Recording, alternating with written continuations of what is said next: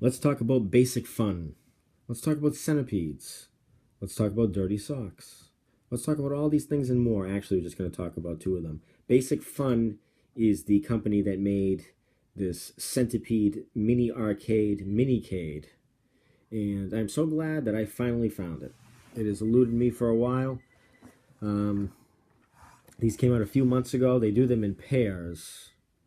For the most part, they do them in pairs. They just released Frogger by itself without um, a companion game. The companion game for this was Qbert, and they released Pac-Man and Space Invaders a while back together.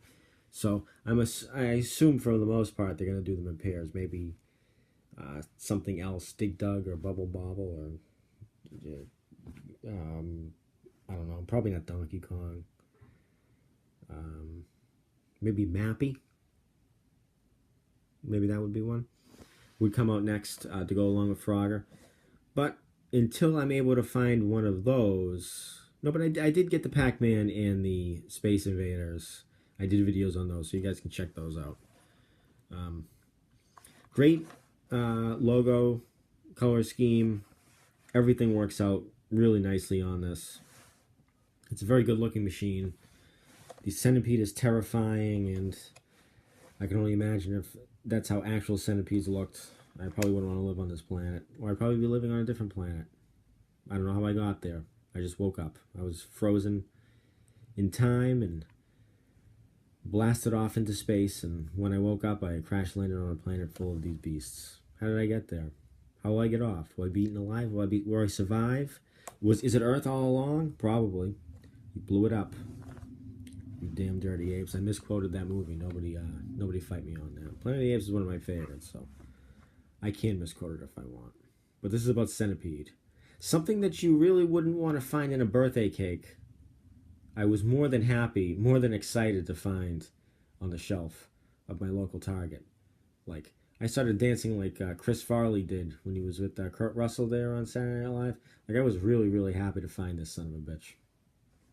So, they only had one left. They always only have one of these. They never have like a big stockpile of them on shelves. You see that with the Atari plug and plays and the Sega plug and plays. It's always just one. So people seem to like this stuff a lot. What we got here is a start, pause, on, off, volume, which is going to come in handy. Joystick and the fire button. So let's get some gameplay going on. It's fairly loud, so what I'm going to do is I'm going to shut the volume off completely and just show you the gameplay. Here's the... I'm not taking this too seriously here. I'm just showing you how it moves around. It's a smooth game. I mean, I want to say it's smooth, but it has its faults though. You can't rapid fire. You have to wait till the your ammo gets to about here before you can really fire again. Like, you can click it all you want, it's really not going to do anything. And if you're watching this, you probably know how Centipede plays out, so I don't have to explain that to you. And I'm sucking right now anyway because I'm not really paying attention to it. But it does play very nicely. It plays a lot better than the Pac-Man one does. And since the idea of the game is a lot closer to, say, Space Invaders, where you're just really moving back and forth and shooting, then it's a lot easier to handle with this wee little joystick here. So for that, I give it a pass. I mean, if you watch the Pac-Man video, I kind of gave that little bit more of a thumbs down for something that you would actually want to sit there and play, because it was a little more difficult to get around the play screen there. Oh, also, I should note that the screen itself here is color and looks a lot better than the Space Invader and Pac-Man one.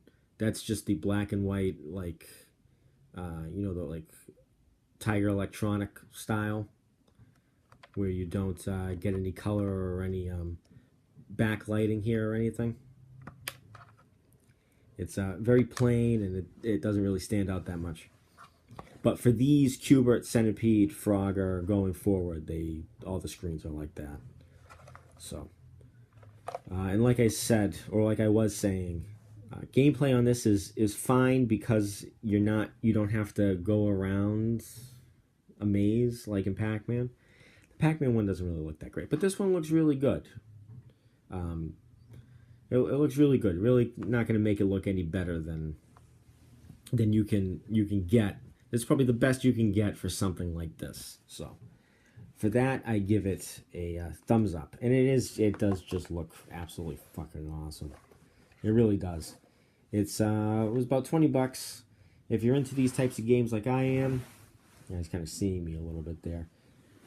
If you're into these types of games like I am, I say go ahead, pick it up. It'll look great on a shelf if you're never going to play it. And if you like collecting this stuff, why the hell wouldn't you buy it? So, there you go. Take it from me. That's my advice to you.